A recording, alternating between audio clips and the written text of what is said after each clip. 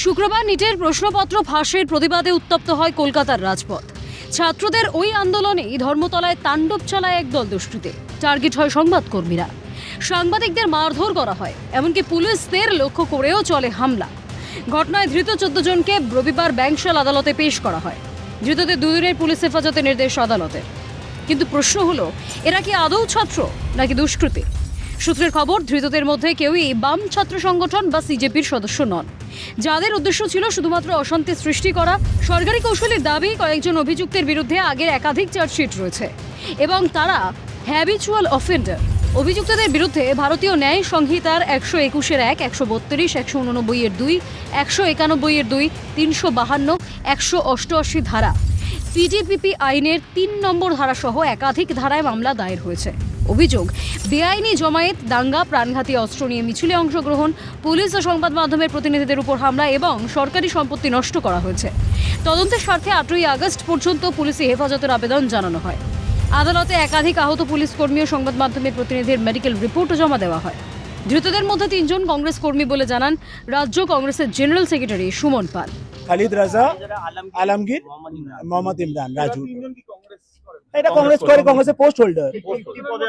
এই 3 জন আছে। Minority chairman আছেন, ডিস্ট্রিক্টে আছে। এসএফআই সিজেপির আইনজীবী ইয়াসির রহমান বলেন, এই ঘটনা দুর্ভাগ্যজনক, অনভিপ্রেত। মিছিলে এই ঘটনা না ঘটলেই পারত, সঠিক হয়নি। কিন্তু এটা দুর্ভাগ্যজনক ঘটনা। এই ঘটনা অনভিপ্রেতযুক্ত।